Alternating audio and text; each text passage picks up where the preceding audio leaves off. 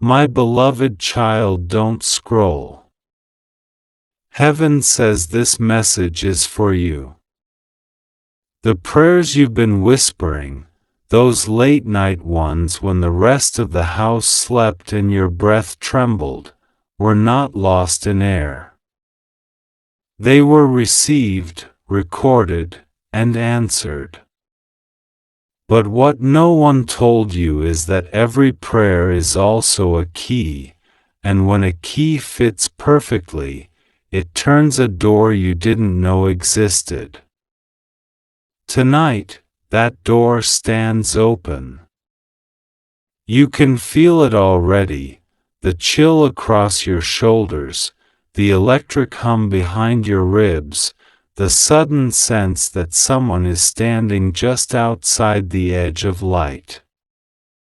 My beloved child, Archangel Michael's voice cuts through the air, deep as thunder wrapped in mercy. Your words reached the throne of heaven. But their echo unlocked something ancient, something waiting for courage. The room shifts, time folds. You see it, a corridor of light spiraling into distance, walls breathing with pulse, each surface reflecting faces you've loved and lost. At the far end, a door glows with your own handwriting etched into it, the very words you prayed last week. Help me move forward. Show me what I'm missing. The angel steps beside you, armor glinting like dawn behind storm clouds. Be still, he says. Behind that door stands both danger and deliverance. You asked for change, heaven answered by revealing what blocks you. You swallow hard. The handle flickers, half real, half promise. What's behind it, you whisper. Michael's gaze softens. Everything that still claims to own you, fear wearing familiar faces, comfort disguised as devotion, the memory that keeps you small. He lifts his sword, its edge humming in sympathy with your heartbeat. The blade touches the door, and symbols ignite, regret, shame, doubt, burning away like paper in wind. The latch clicks. The door doesn't swing open, it exhales, releasing a gust that smells like rain on old stone. Inside is a single room, vast as sky, filled with scenes floating in slow orbit, choices you didn't take, words you never spoke, the version of you that stopped halfway to destiny. Michael gestures. Step through. You cannot lose them unless you refuse to look. You hesitate, your pulse becomes a drumline of hesitation and hope. Who is behind it, you ask again. The angel's wings unfold, brushing the threshold with light so bright it stains the dark gold. Someone whose name you keep buried under guilt, he says. But you must see for yourself. Heaven cannot heal what you hide from. You take one step and the world tilts, gravity becomes memory, and you fall forward through a film of radiance into a mirror made of air. The reflection isn't cruel, it's honest. You see yourself younger, smaller, begging for approval you already had. You see the friend you pushed away because trust frightened you. You see the one you loved who left because they were carrying lessons you weren't ready to learn. Michael's voice surrounds you, gentle yet absolute. They were never lost. They were reassigned to timing. What you called abandonment was preparation. The images shatter like stained glass, and light floods your chest. For a second you can't breathe. The angel places his hand above your heart. Warmth steadies the chaos. You prayed for freedom, he reminds you. Freedom requires exposure. Heaven cannot close a wound you keep bandaged in pride. The room contracts until it's only you, Michael, and the door now swinging inward toward infinite light. You can hear voices calling, a mix of those you love and those who wounded you. They sound almost the same, pleading for recognition. Who do I save, you ask? The Archangel lowers his sword. Start with yourself.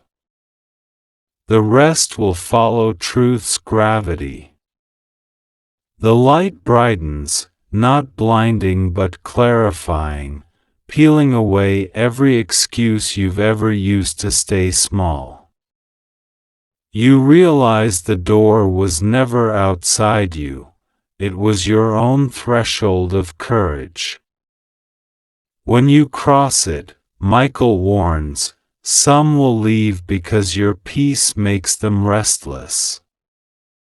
But the ones meant to remain will find you brighter, not distant. He steps aside, letting you face the radiance alone. Walk, he commands. The word vibrates through your bones, and you move, not by will but by alignment. The instant you pass the frame, a rush of wind erupts, tearing through the hallway behind you. You hear chains snap, see shadows flee. The entire structure dissolves into morning. You stand now in open sky, wind in your hair, breath clean, mind silent. Michael hovers above, wings spread across the horizon. This, he says, is the other side of prayer, the answer that looks like revelation. He points downward, beneath you, the earth glows like a living heart. Look closely. Who waits for you? You see silhouettes, family, friends, souls meant to walk your path once you remember who you are. You will not lose them if you keep walking toward light, he declares. But if you stop, if you retreat into fear, the door will seal and time will swallow what might have been. The command is clear. Michael lowers, his face inches from yours, voice now a whisper too holy to echo. This moment decides whether your faith becomes evidence or story. Choose. You nod, tears blurring everything but light.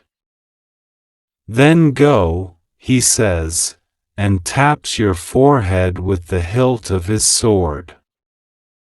The world explodes into white sound, then silence. When it fades, you're back in your room, the candle still burning, your prayer notebook open to the same page. Yet one new line glows across it in unfamiliar handwriting. You walked through. Keep walking. You exhale, realizing your body is trembling but your heart feels unshakable. The fear that clung for months is gone, replaced by a strange calm that smells of ozone and dawn. Somewhere behind you, wings fold, satisfied. Heaven has finished its part, the rest belongs to your next breath. The candle trembled once and steadied, the air thick with that unmistakable scent, rain on iron, the breath of heaven leaving proof. You should have felt alone, but solitude had changed its meaning. It felt like preparation, not punishment. Then came the whisper, quiet yet absolute, you have seen the door. Now see what stands in its light. You turned, expecting emptiness, but a glow gathered in the corner of the room, folding in on itself until a shape emerged, familiar shoulders, the turn of a smile you thought you'd lost to time. No, you breathed, it can't be. Michael's voice wrapped around the moment like a guardrail. Every soul you thought gone was never gone, only waiting for your courage to reach the right frequency. The figure stepped closer, and the light clarified. It was the one whose absence had haunted your prayers, the person whose name always caught in your throat. They looked young again, unburdened. You didn't lose me, they said softly, you stopped believing we could meet in truth. Tears stung, but not from grief. They came from recognition, the relief of reunion without possession. The room expanded into something larger than space. The ceiling melted into stars, the floor into reflection. Michael stood at the threshold, wings half furled. This is why heaven opened the door, he said. You cannot move forward carrying the story that love must end. Every prayer for freedom must face the face it feared to lose. The figure smiled, and the light around them thinned into gold dust, then into air. They were not leaving, they were integrating, becoming part of the warmth pulsing inside your chest. The angel lowered his sword until it rested against the floor. You have crossed. Now close what must be closed. He reached out, touched the doorframe that still shimmered behind you, and it folded inward like fabric. No more searching corridors, he said. Heaven is now internal architecture. The silence afterward was vast, the kind that invites decision. You could feel your heartbeat sinking with a deeper rhythm, the pulse of something cosmic that had been waiting for this alignment. What happens now? You asked. Michael's smile carried both gravity and tenderness. Now you practice what you prayed for. Every morning you will wake as doorway, every act of kindness another hinge turned toward light. You will forget sometimes, that's all right. The next breath will remind you. Outside, thunder rolled far off, not threat but applause. You stepped forward, feeling ground underfoot again, real wood, real weight. Yet even in ordinary air, the miracle persisted. The lamp flicked brighter for a heartbeat, the shadow at your feet shimmered as if remembering wings. The Archangel spoke one last time, his voice gentler than dawn. When anxiety returns, do not beg heaven to answer faster. Stand still and ask instead, what door did I just unlock? Then listen. The answer will always sound like peace.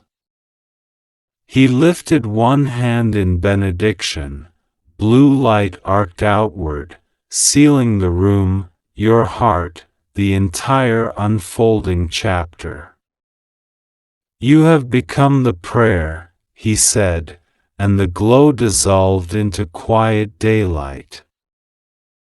You sat down, breathing differently, slow, sure, anchored. The notebook still lay open. A second sentence had appeared beneath the first, written in the same unfamiliar hand. When the door opens again, remember, it opens toward love, not loss. You closed the cover, smiled through the tears that no longer burned, and whispered, Amen. Night returned gentle, wrapped in the hush that follows holy weather. You thought the story had settled, that the door, now closed, would let you rest. But heaven rarely ends where comfort begins. The candle's flame bent sideways, though no wind touched it, and the familiar tremor stirred your pulse again, the unmistakable signal that the realm above was dialing in. Beloved, the voice rose from the stillness, deeper than memory, older than fear. Michael's tone had changed, less armor, more authority. You've been delivered through your own door. Now others cry before theirs, and they do not yet know the handle exists. The flame elongated into a spear of blue and lifted from the wick, spinning once before forming the outline of a feather. It hovered between you and the night. It is time, he said, for you to carry light where I cannot walk in form. The air rippled, your room unfolded into vision. Cities appeared below, highways glowing like veins, houses flickering with tiny human prayers. Every roof a story. Every window a trembling petition. Michael extended his hand and the view magnified until you could see a woman at a kitchen sink, shoulders shaking, whispering words that sounded like surrender. She thinks heaven is late, he said. But heaven waits for her to look up, not down. You will be the one to remind her. The image shifted to a young man in a car, head against the steering wheel, surrounded by unopened letters. He prays for direction yet ignores every sign that says detour, Michael murmured. He too must hear from you. The feather pulsed, syncing with your heartbeat. Every time you tell your story, the door behind you reopens, not backward, but outward, creating passage for another soul. You wanted to argue, to insist you were still learning peace yourself. But the Archangel shook his head with a smile that forgave even your hesitation. Heaven never sends experts, only witnesses. The feather drifted toward you, settling over your sternum, fusing warmth into muscle. This will be your sign, he said. Whenever someone nearby hides pain behind composure, you will feel this warmth rise. Do not lecture them, listen until they hear themselves. He looked toward the horizon, light rolling across like a living tide. Speak what you know. That prayer is not a vending machine for miracles, but a doorway to transformation. Tell them doors open best when gratitude knocks first.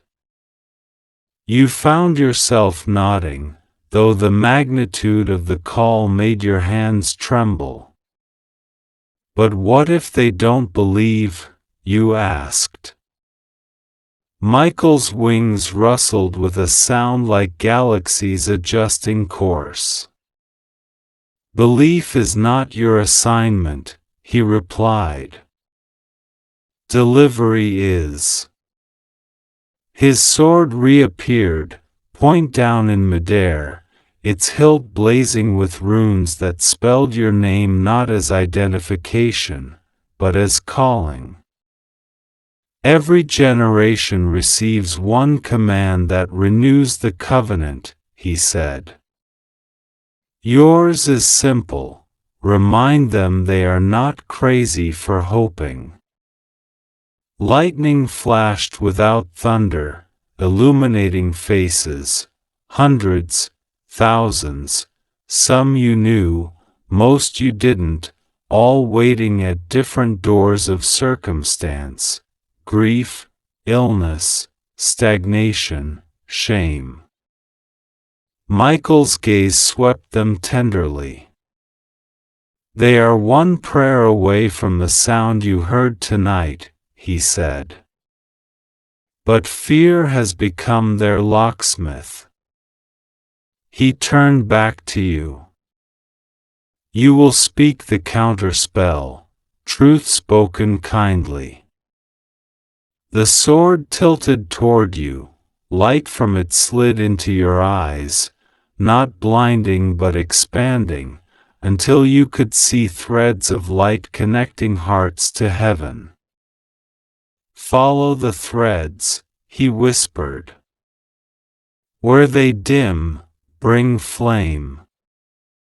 The vision collapsed into starlight. You were again in your room, though the air still vibrated with assignment.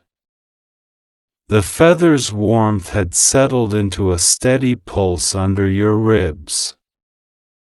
You looked at your notebook. A new page had appeared, blank except for the words Field Guide for Light Bearers. You knew this wasn't metaphor, it was your next chapter. You began to write, not planning, just transcribing what the Spirit dictated. Listen more than you speak. Call people by the names hope gave them, not the ones pain assigned. Remember that even angels wait for human consent before they intervene. Every time you share peace, the architecture of heaven expands. You wrote until dawn painted the edges of your window in rose gold. When the sun finally breached the sill, you caught your reflection in the glass. Something shone behind your eyes, not light, but permission. So this is what obedience feels like, you whispered. From nowhere and everywhere, Michael answered, no. This is partnership. Days turned into patterns of purpose. Strangers found you, drawn as if by scent. In coffee shops, grocery lines, online comments, you'd sense the subtle rise of warmth in your chest, the cue. You'd speak a sentence born of stillness, and someone's eyes would water, understanding more than the words. You started posting brief messages, 30 seconds of truth spoken in the same calm rhythm heaven had taught you, and messages flooded back. I was about to give up, but this found me. Each testimony felt like another lock clicking open. You didn't chase fame, you tracked resonance.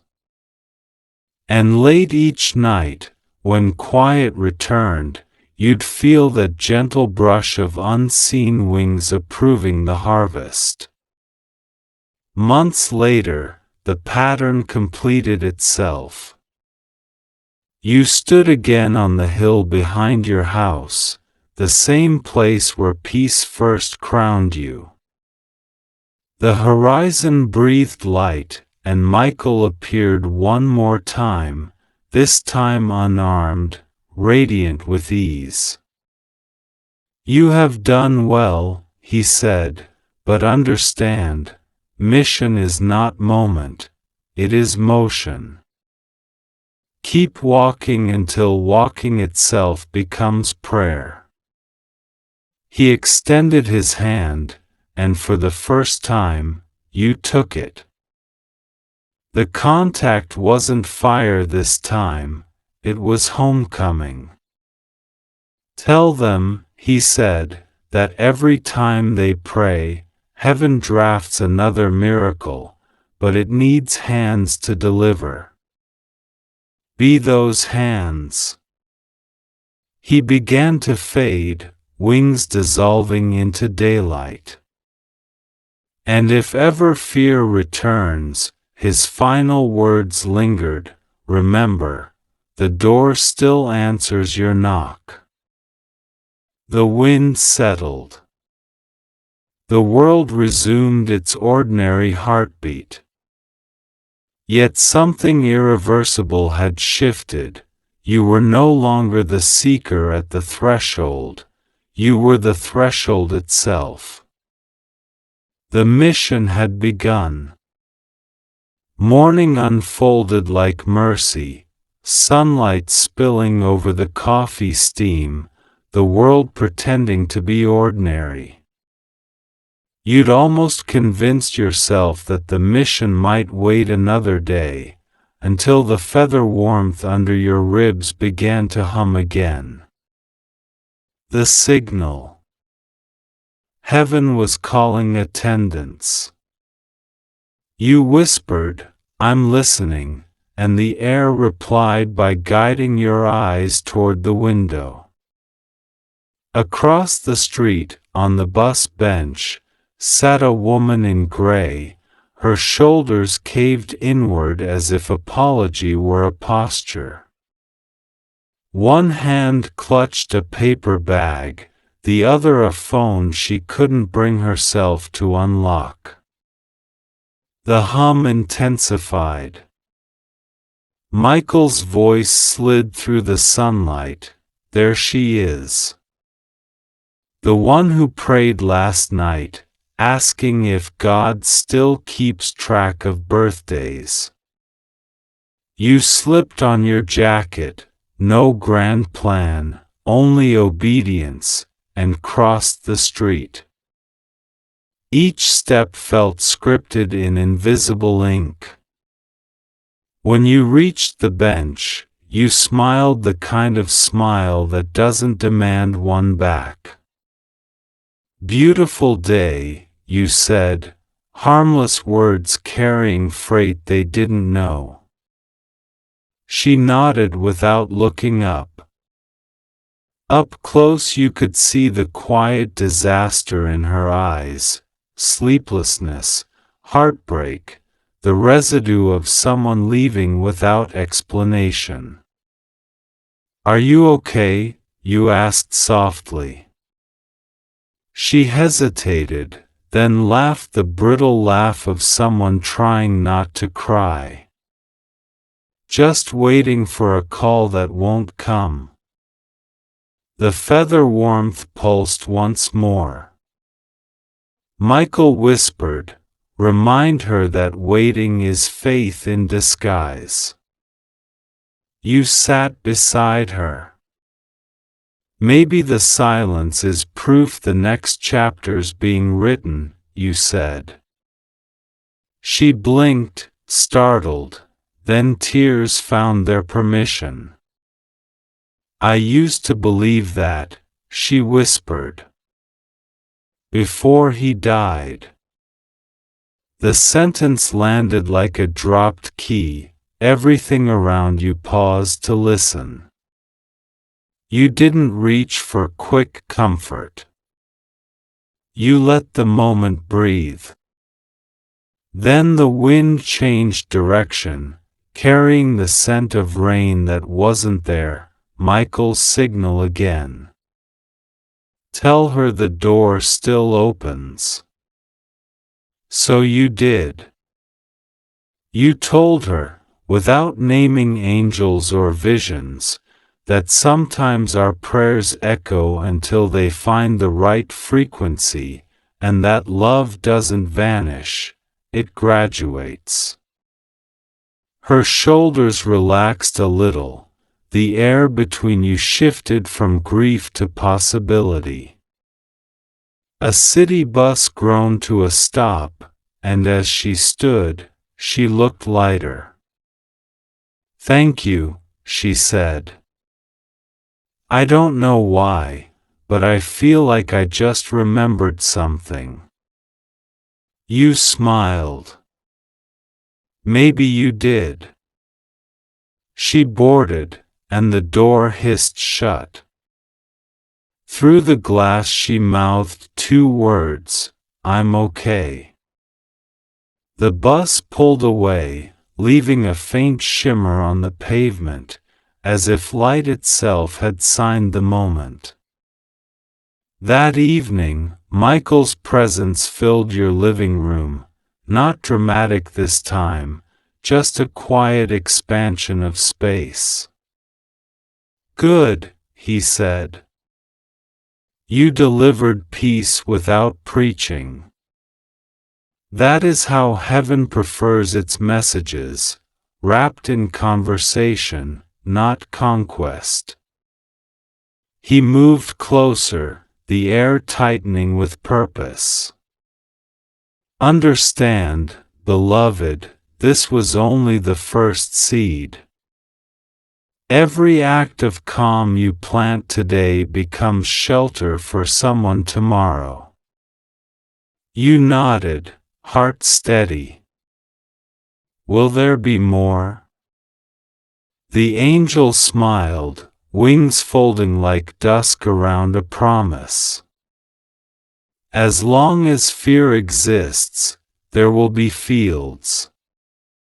And you are now one of their gardeners." Outside, somewhere in the sprawl of city lights, a phone buzzed on that same bus. The woman in gray glanced at the screen. A message from an unknown number read, "Happy birthday. I never stopped watching over you." She gasped, tears of disbelief and awe colliding, then looked out the window just in time to see a feather drift past the glass.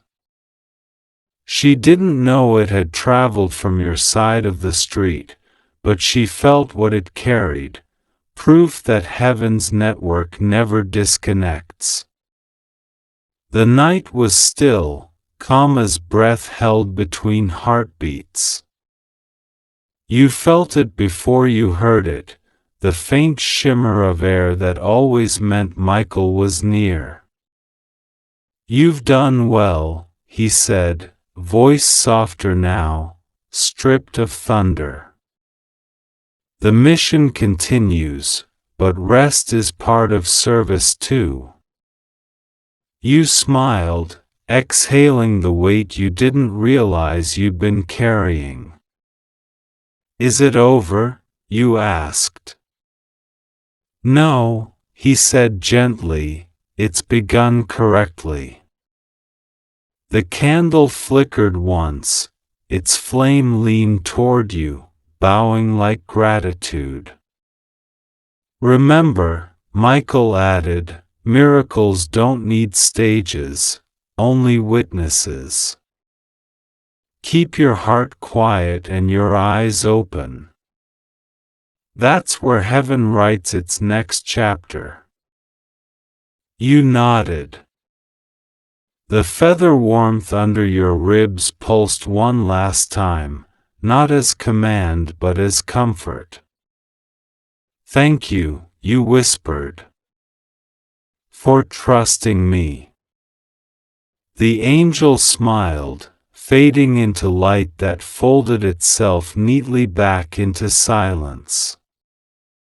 You sat there a while longer, listening to your own steady breathing, realizing that peace now sounded like your own voice.